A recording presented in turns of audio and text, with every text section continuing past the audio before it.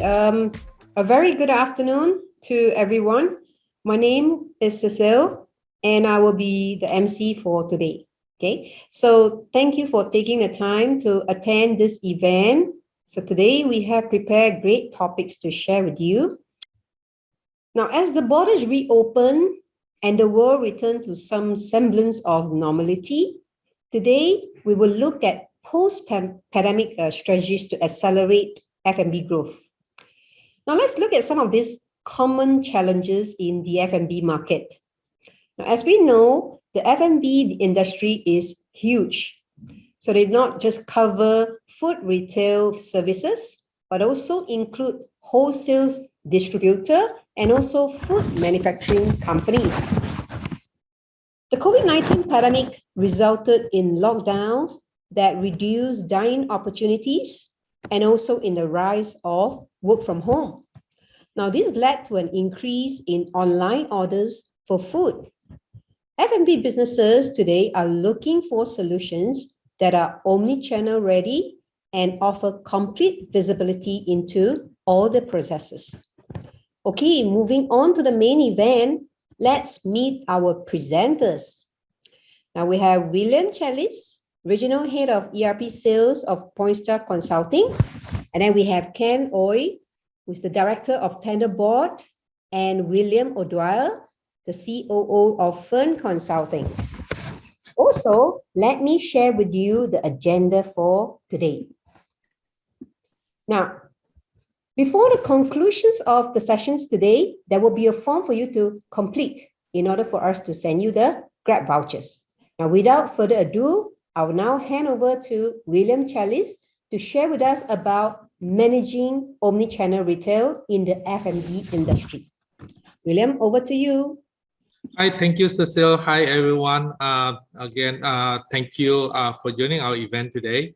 I guess throughout this event, you will see, how a company like us and together with TenderBoard and together with Fern, how we actually resolve some of the issues facing by a lot of the F&B players in the regions, right?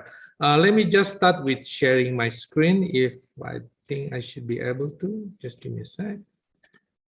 All right, so the topic that I would like to bring up today, obviously, like omni-channel retail in the F&B industry, and a lot of people will be like, now what is omni-channel in retail, right? You can actually make sense a lot of omni-channel in the in non-F&B industry, right? Why is omni-channel retail in the F&B industry? So these are the area that we're probably gonna share with you. What are the typical concerns faced by a lot of our clients that we help. And then obviously some case study that we'll be sharing with you as well later on. So before I start, I'm just gonna ask a quick questions. Cecile, do you mind if you have us? Yep. There you go. So with the rising of global inflation, have you been able to track your actual versus planned production costs? So feel free to help us do the polling. We'd like to probably hear from you whether these questions will be yes somehow or no. All right, so that was a very good that was a very interesting one, right? I think about 25% says yes, you are able to actually track 100% your actual versus production cost. About 15% somehow. So of course, a lot of people are doing probably not real time, but a good feasibility, but most likely maybe not real time. And then of course you have 25% says no. So that was a very insightful result. So let me just start with who sort of going through who we are, right? So PointStar, we are basically a leading cloud service in Asia since 2008. We are basically one of the first partner of Oracle NetSuite. We have been awarded 5-star Oracle partner from 2019, 2020, and 2021, and basically, that basically the higher tier in Oracle NetSuite partnership. We have regional presence in almost all the countries in Asia Pacific. We have a lot of our multinational companies as well. And of course, very importantly, right, we have a dedicated customer service division to work collaborative with you as well. So in this sense, implementing ERP not just one time, but of course, we also work with you throughout your journey with ERP as well. So these are some of the products that we partner with, including TenderBoard and Fern. And then, of course, within the F&B industry, we have a lot of solutions that can help you as well. We have the POS, we have a purchase approval, we have account reconciliation. So these are some of the solutions that we partner with to basically bring whole solutions to our F&B customers. So I'm gonna start with, and this is probably how it is traditional. I'm in my mid-40s, and this is probably something very very relevant to people my age and some of you as well.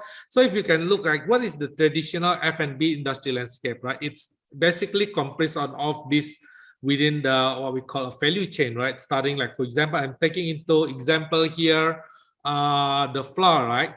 So it starts with harvesting, and then then of course it goes into raw material productions, it goes into food production, it goes into wholesale, and eventually those actually make up into retail shop, where we go to the mom and pop shop in the past to buy biscuit, or we ended up in the F&B outlet, right? Or like a bakery, something like that. So this is a traditional sense. Of course, the COVID-19 basically accelerate the whole digital transformation process. So retail shop, we know that we're gonna have marketplaces, right? You can buy things easily. I never purchased in marketplaces before, but now with the COVID, I made a lot of marketplaces purchases as well, right? You also see the F&B outlet with the upcoming of food delivery. Of course, I got Uber Eats there, but there's so many other food delivery in the regions, right? Be it Grab Food, be it Shopee Food, be it a lot of other platforms as well, right? And then, of course, with the COVID-19, you also see the rise of what they call the ghost kitchen, right? It's essentially, right, just a kitchen. There's no dining place. All they do is that you buy it online, and then they get it delivered to you. So this is how much the traditional F&B industry have changed into something that we barely recognize compared to 5-6 years ago, right? So what are the challenges here, right? So I want to put it probably, we are always talking about giving power to the consumers. So over here, I have Homer Simpson. I'm pretty sure everyone know the Simpsons. Taking example here, Homer, he wanted to buy a donuts, right? How are we giving powers to the consumer? Now we can say, look, are you going to get it delivered, or you're going to buy online and then pick it up at the outlet, click and collect, so you can avoid queuing up? Where, right? Where can I buy it? When, right? Now it's very common for us to just Google, right? Okay, McDonald's, where's the nearest McDonald's, for example? It's all about giving powers to the consumers, right? Which platform should I buy it, right? And many times, especially in Indonesia and Malaysia, you will actually buy foods whenever on whichever platform they actually deliver promotions for you, right? And then we are talking about how to pay as well, right? And you probably realize that there was a quick survey, right? I can't read. I'll come back and share with you later on. Almost 30% payment are now converted from cash into some sort of, whether it's credit card payment or it's app payment, everything, right? So we are talking about giving powers to the consumer. Of course, me as the donuts, operators, what is important for me, right? Now that I know I'm giving more powers to Homer to buy donut wherever he wants, what will be my biggest challenge, right? Started with how we can unify this, unify or streamline the order to cash process, right? Now knowing people can come to my shop to buy foods, people can order online and pick up at the store, people can even buy online and get it delivered, right? How can we unify, right? Do we need to do it in a manual way? Like if orders coming in, then you go and input in the POS system. If you have 1 or 2 shops, probably yes, but when you have 100, 200 shops, that would not be likely, right? You want to see how we can automate, how we can unify and streamline the order to cash process. And then, of course, right, I want to know what is the sales per channel and outlet, right? What is the real cost associated with each channel and outlet, right? Platform charges you, right? For every $1 you sell, platform will charge you 15 cents, for example, right? So all of this kind of thing, based on our discussion with a lot of our F&B clients, these are the burning issues for them, right? What is my true profitability per channel and outlet? Then we also talk about, of course, currently, with the war in Ukraine happening, food prices increases, how is food prices variance affected my bottom line, right? Maybe I need to substitute some of my foods. Does it actually affect my cost, right? When I don't have the usual raw material that I have to go and buy somewhere else at more expensive. How much it is affecting my cost, right? What is my real food wastage cost? And this is very important, right? You're talking about purchase of spoiled item. Have we correctly planned for the purchase and production? It could be production waste as well due to QA, right? Maybe people have been putting the wrong formula, they have been substituting the wrong products. You know, what is the opportunity cost of not having the ingredients to produce or sell food, right? Have we actually correctly planned our purchase and production in line with our planned sales? What is the plan versus actual production cost per item? And this is very important, right? What is the gross margin of my food, right? Have we sold the item at the right price? What is my anticipated minimum gross margin, right? And then, of course, my plan versus actual budget, right? How can I plan for my budget? So these are some of the issues that a lot of the management team is trying to address, right? And that's why they actually came to NetSuite, you know, to seek out a system that are more capable to cater for their requirements. So NetSuite, right? It comes with an integrated financial, right? You have most of the solution here. You know, starting from POS system where you actually pick up your orders, goes into the cell within NetSuite, it will be captured within NetSuite. Then, of course, it's going into AR, and then it goes, of course, the same thing as well for your production and central kitchen. It will be linked with NetSuite inventory. It will link with the plan of to procure as well. And all of this is basically coming, and you know, you can with NetSuite, it enables you to actually reconcile them all into a real-time, feasible, accurate financial reporting, right? So this is how, you know, NetSuite are able to help many of our clients, especially in the F&B industry. And we have a lot of different F&B industry, be it food manufacturing, be it food distributors, be it you know, a retail shop or a quick serve restaurant, right? And this is a building block for us to actually build this solution for them, right? Then, of course, every businesses are different, right? This is where PointStar, with our experience, we can actually configure, you know, NetSuite to basically fit in to your specific requirements, right? So now we have a case study here, right?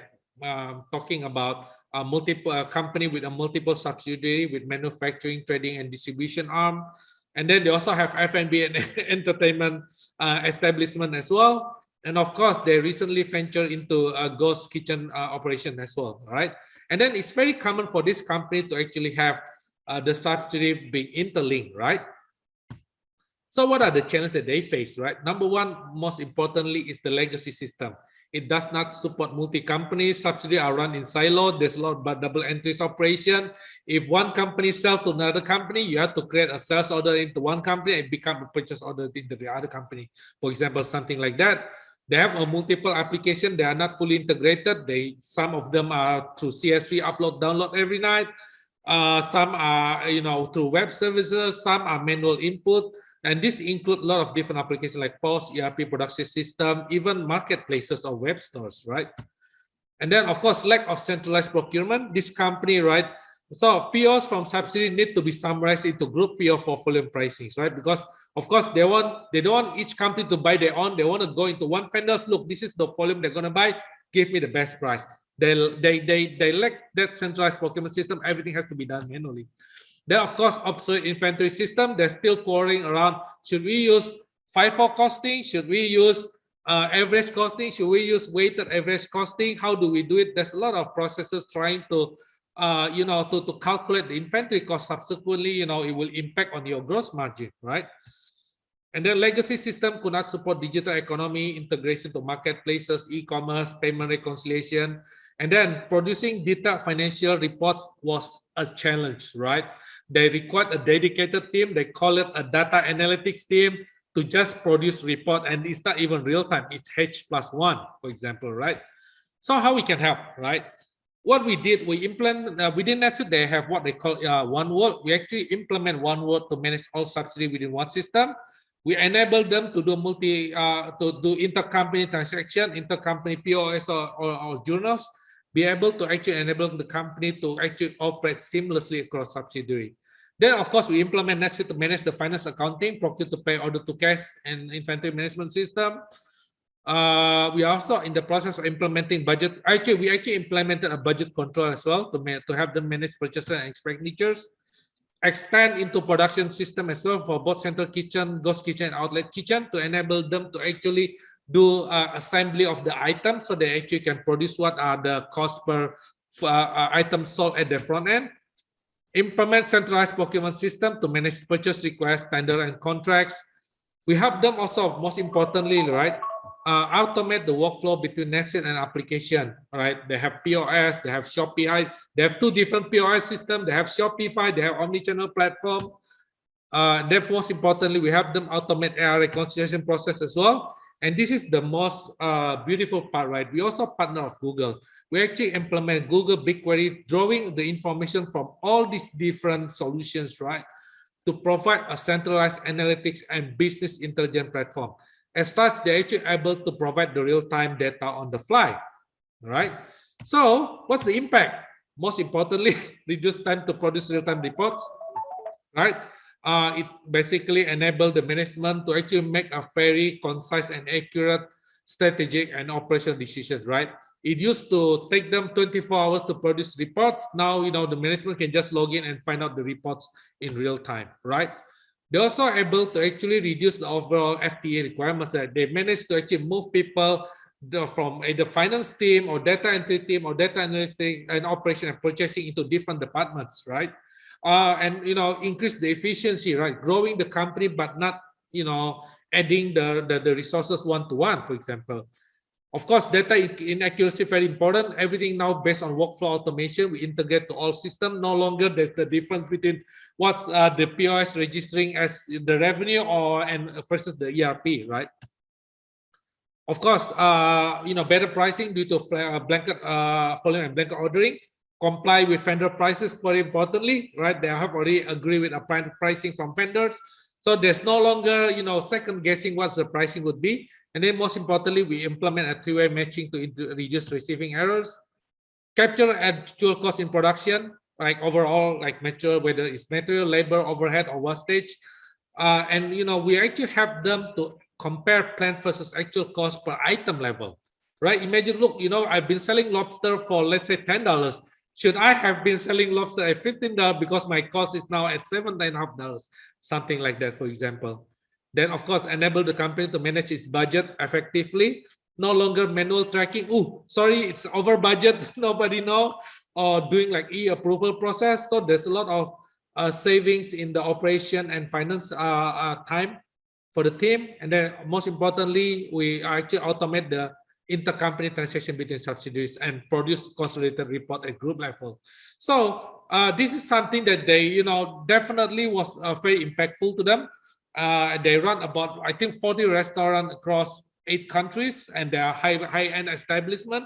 And we actually have them a lot in making sure that, the company can operate, they can even grow. They get a lot of funding as well to grow their businesses, right? And that's what they want to do. One day they want to be like the Michelin, the Michelin star restaurant, right? So this is how we help them. So yeah, I think that's the end of my. Of course, there's a lot of things that you can see over here. There's a lot of area we can help you. But yeah, Cecile, that's the end of my presentation. Over time a little bit.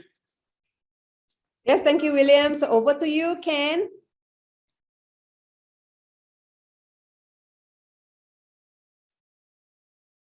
All right, thanks, Cecile, and thanks, William. Good afternoon, everyone. Good to see everyone here. I think we have people coming in from several countries, including Indonesia, Malaysia, and Singapore. So thanks, everyone, for making time to join us. My name is Ken, and I'm from TenderBoard. William has given, for sort of the NetSuite perspective, a very big overview of what an ERP system can help.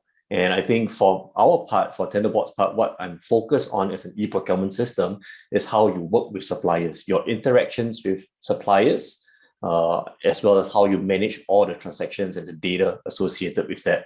Now, a little bit about the background about TenderBoard. We are HQ'd in Singapore. We do have customers around the region as well. And what we do is we're a cloud-based e-procurement system. Yeah, so same as NetSuite, totally cloud native. And we focus on sourcing and supplier management. To date, we have done business or interactions with suppliers, I think north of 60,000 companies fully integrated with NetSuite. So whatever sourcing you do, whatever interactions you work with suppliers on TenderBoard are seamlessly pushed over into NetSuite for you to manage your orders and invoices. And of course, we are also, information security certified to 2 different standards. So in case you're thinking about adopting cloud-based solutions like NetSuite and TenderBoard, security may be one of the concerns that you have. Rest assured that we have that covered as well. Now, before I go deeper into the presentation, maybe a short polling just to see how everyone is working with your suppliers. One question that we have, simple one: how many suppliers do you work with per year? Are you at the 0 to 100? Do you work with less than 100 suppliers each year? Are you at 100 to 500 suppliers per year, or maybe even more than that? So I think we are going to do about another 15-20 seconds for people to sort of just press a button here. Let us know how many suppliers you work with on a yearly basis. It doesn't matter whether it's a one-off. Sometimes your suppliers can be, you have contracts with them, so you do a lot of transactions. But some suppliers, maybe you just work with them once a year. It doesn't matter. How many suppliers in total per year do you work with? I think maybe we just have, okay. So we have the answers out, the results. Okay, so it looks like the majority are at about between 500. No one has 5,000 suppliers. Actually, we just put it there, not thinking that anyone would have 5,000 suppliers and above. That is really large company already. So most are less than 500.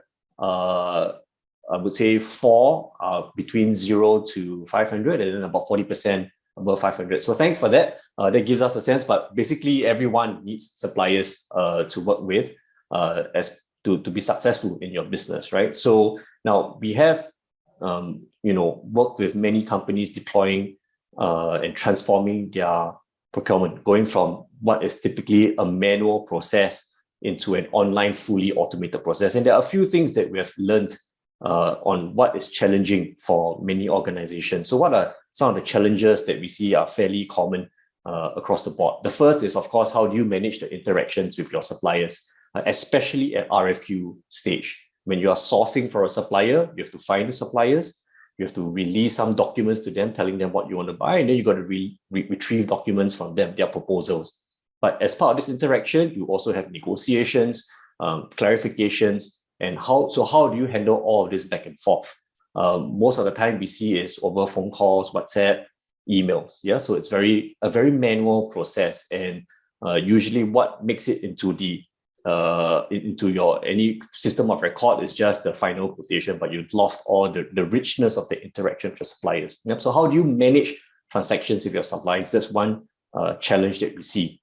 Now, after that, after all the interactions have been done, how do you store and retrieve transactions? So it's not just quotations. It could also be your purchase orders, your invoices. This tends to be, if you're doing things manually, it tends to be someone's laptop, someone's phone.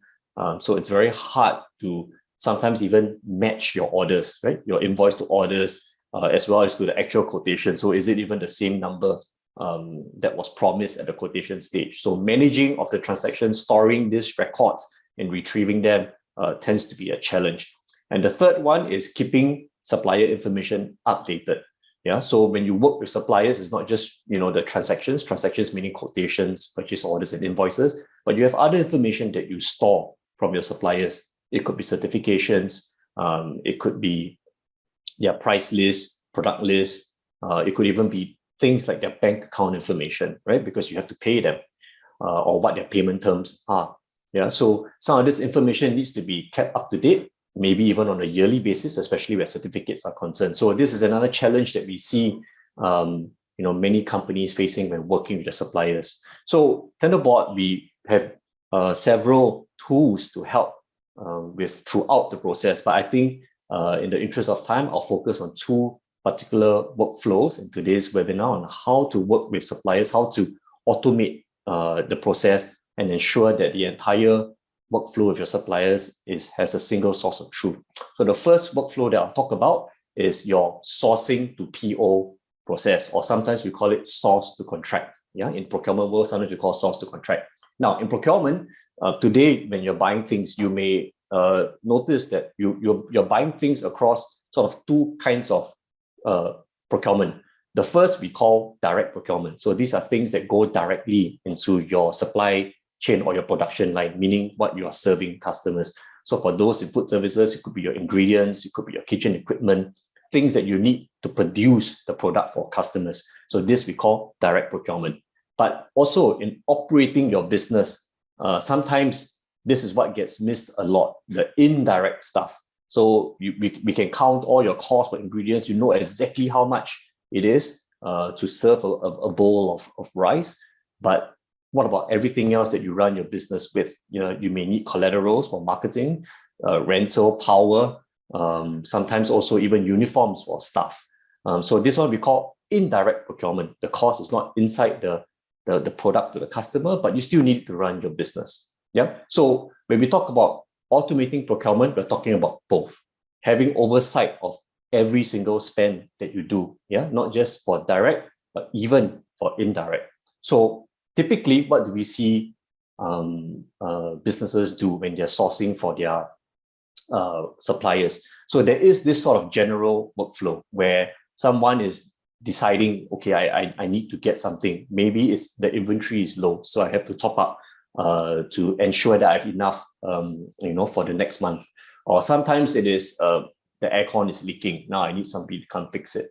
Or I'm going to run a marketing campaign. I need some collaterals or some gifts to give to my customers, right? So that's the request part. Then that you have to go through some sort of approval before sourcing. So a lot of people, when they think about sourcing, they focus on this event here, which is just the actual working with your suppliers, getting them to quote you, negotiating with them. But before sourcing, there's actually a series of events, activities that happen. And post-sourcing, there's another series of activities that happen that is very typical. So if you run a one outlet business, maybe it's a bit simpler. But for those that manage multiple sites, multiple outlets, this could get fairly complicated, right? An outlet may raise a request that can be decided locally. So the approval process can be managed on the ground.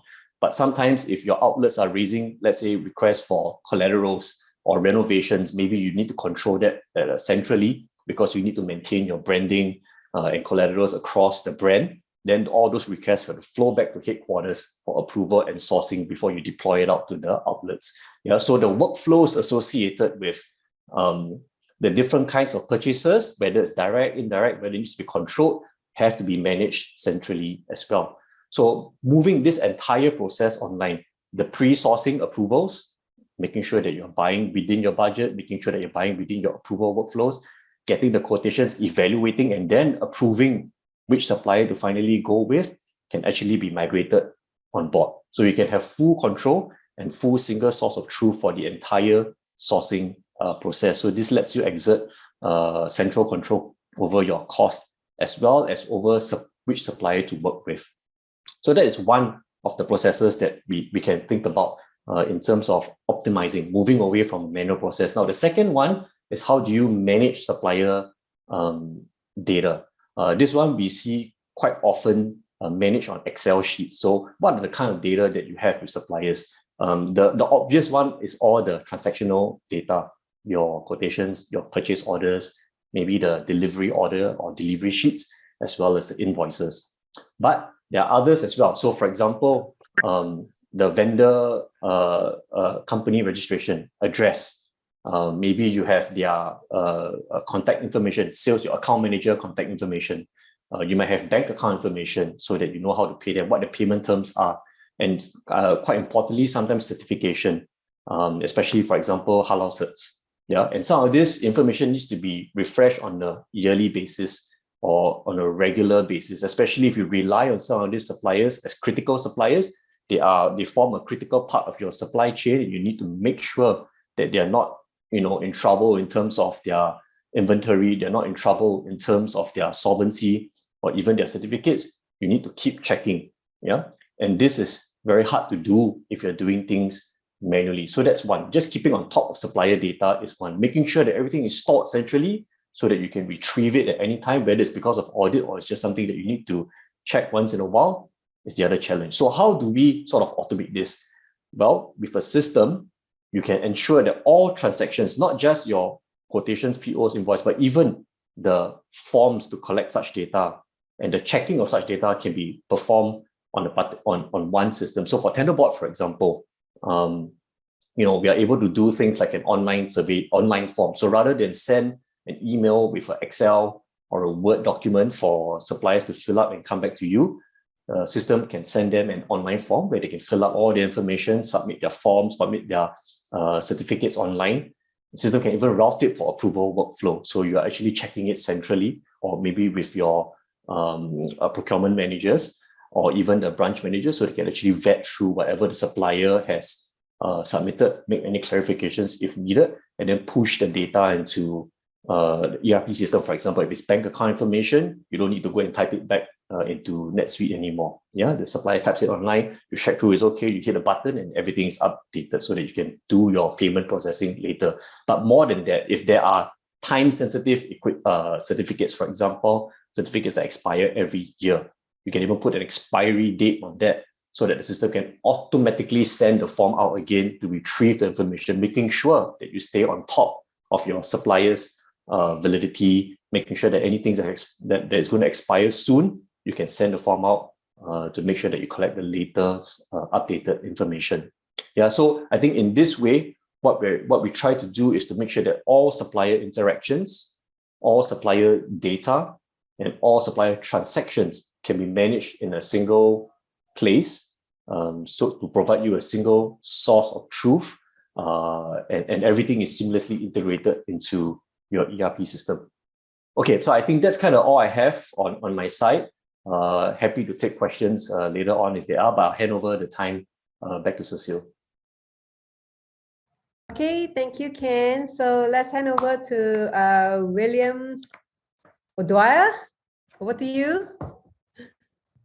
Great, thank you, and well pronounced my surname. So just a quick introduction about me and our company. We're based in Hong Kong, so we're in the region. We are a NetSuite partner as well, like William and PointStar. We have a system which is a manufacturing system that allows you to control costs, allows you to do production, and allows you to do processing of food, totally specifically for the food and beverage industry. There's a poll question. So the poll question we put up now. And the poll question is, do you have a way to calculate the production cost in real time?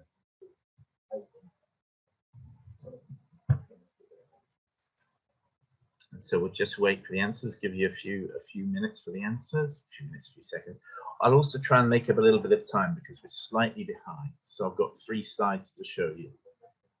So let's see how much that is. So if you all press your buttons, we'll get the results in a few seconds.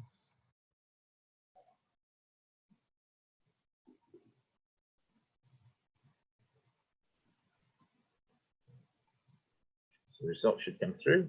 Somehow I like it. Yes, 13%, which is about typical. So somehow 63% and no 25%. Thank you for that. So obviously we do have a way to control, to calculate the cost of food in real time. And what we're primarily focused about is we control costs in the food and beverage industry. We try and do this fairly invisibly as well, because it's a problem. 13% of you said that you are able to do that, which leaves a vast majority somehow to do it. What we have, because we're totally integrated into NetSuite, is Ken's system will establish the purchase costs, the rest of the ERP establish the item costs, and then what we can do is we can then put these into our recipes.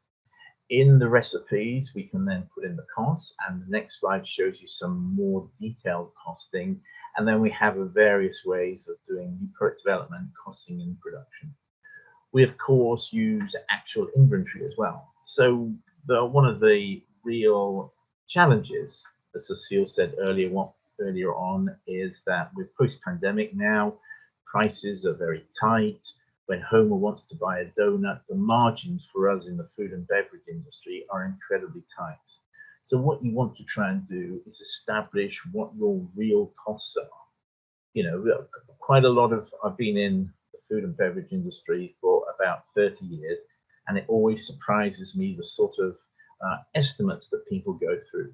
But we actually give the ability to put in the real actual costs, things like the rental of the factory, the costs of the electricity. You can put all of those into a recipe, and you can do it fairly seamlessly so that you don't have to go through any significant extra effort to record them. So what happens is then you establish the costs, you put in it then does the costing, you approve the recipe, and then you can manufacture the product. So I've just got a few screenshots here. So this is one of our typical recipes, which is a cheesecake recipe. And the things on the left-hand side indicate what you can put into the costing of a recipe. So things like the ingredients, of course. So this is to make a cheesecake. So it's the cost of the raw materials, the eggs, and all the other ingredients. The more exciting stuff, at least I think it's exciting, is you can do things like machine and equipment. So you can put in the cookers, the freezers, you can put in the costs of these into the recipe. You can put in the labor, of course, so the chef or the warehouse side, you can put in all the costs of that. One of the exciting things that we think and we know our customers really love is overheads. So what you can do is you can put in the cost of the rental of the factory, the cost of the admin overheads, the cost of electricity, gas, whatever the overhead costs you want into the recipe itself. And what this means is you can get very close to a thing called ABC costing, absorption-based costing or activity-based costing. And what this means, for those of you, but some of you will probably know this, is then this gives you the ability to really determine how much profit you're making, because the costs of the rental go into the actual product costs. Surrounded in red on the screen here, it tells you that this gives you a very good breakdown, and it says in order to achieve your 20% margin, which you've set yourself, you need to sell this cheesecake at $11.62 per slice. You know, if you were in Indonesia, the rupiah and Singapore dollars and ringgit. So it's, you know, it's fully multi-currency. So yeah, so what this allows you to do is it allows you to do this very accurate costing.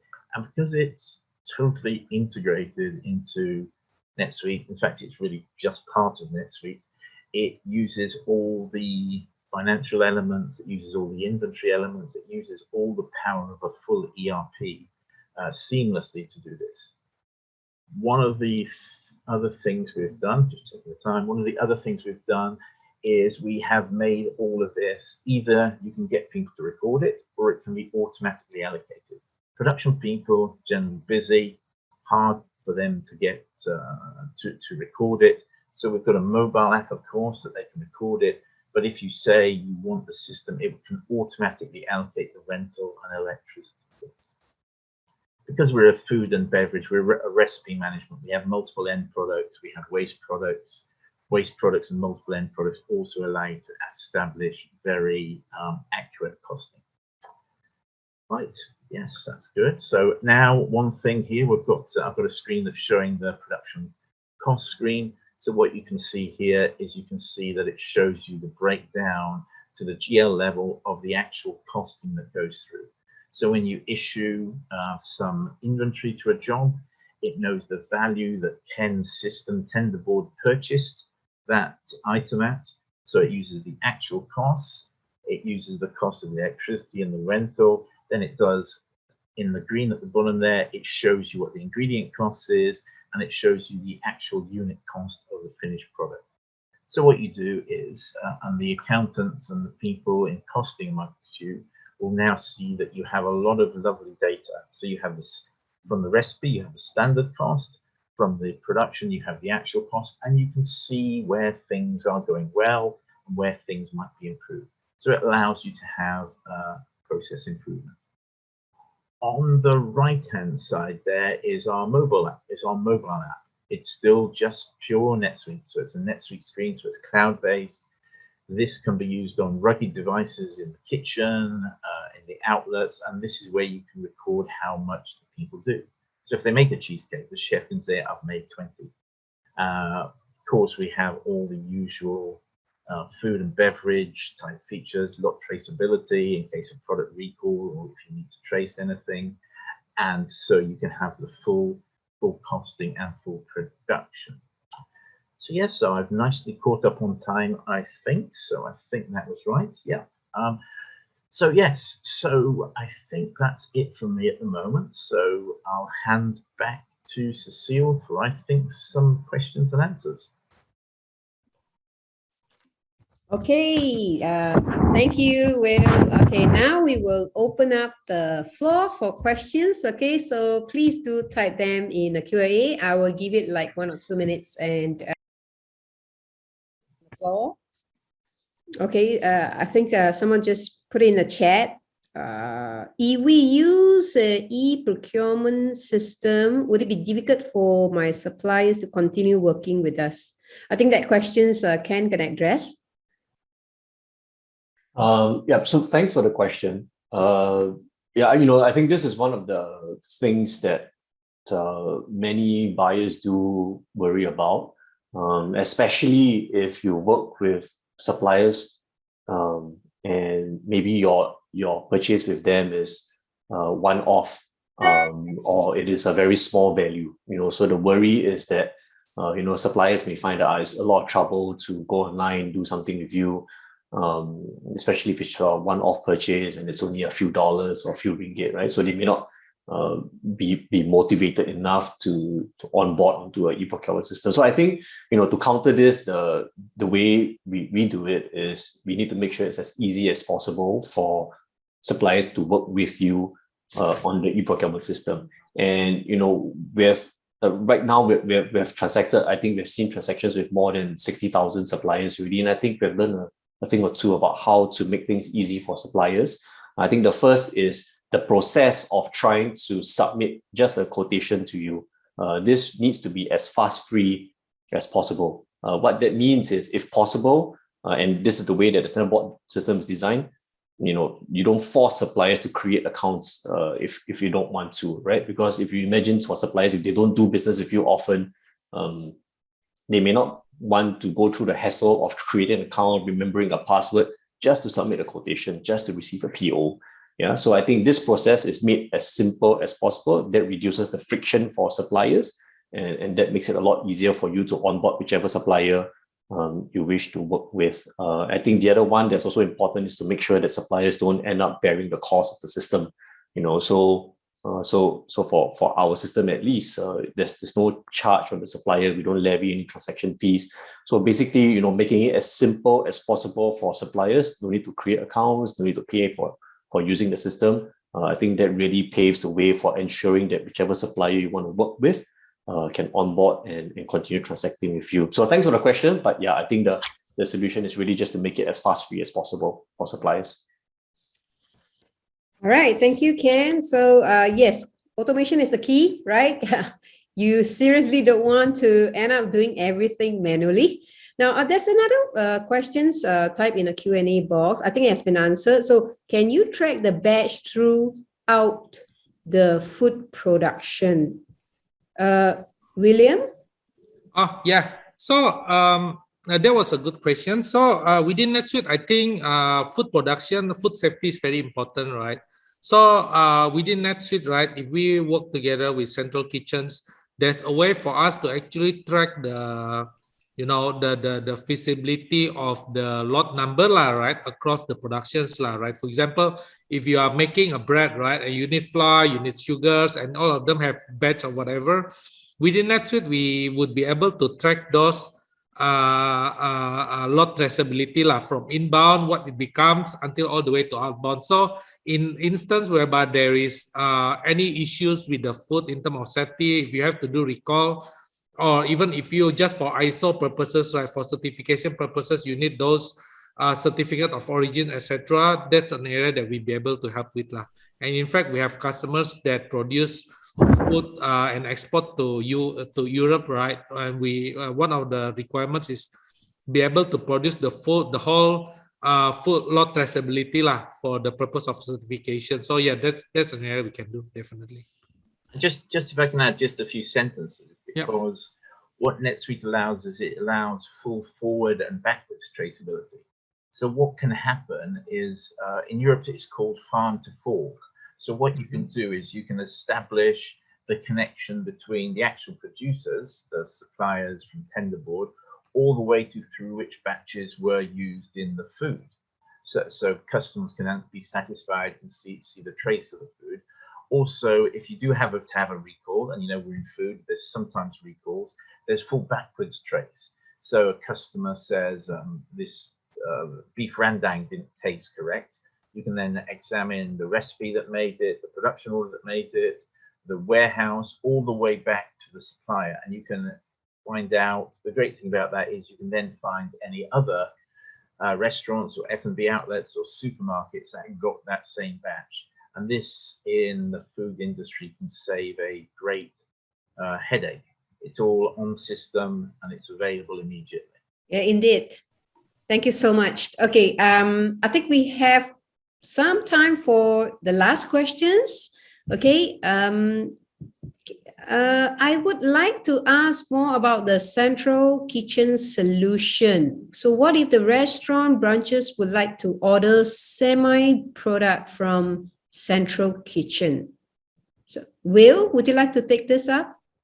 Yep, that's mine as well. So yeah, what typically happens is we have a lot of customers. One of them is Puchen. I think Puchen is very well known in the region, set of restaurants, and quite often the outlets want to order semi-finished products, things like rendang sauce. I mentioned rendang because I love rendang. So beef rendang sauce, and that's produced in the central kitchen, sent to the outlet, and then further processed. They do the garnishes and whatever. So yeah, with the mobile app, you can order these intermediates.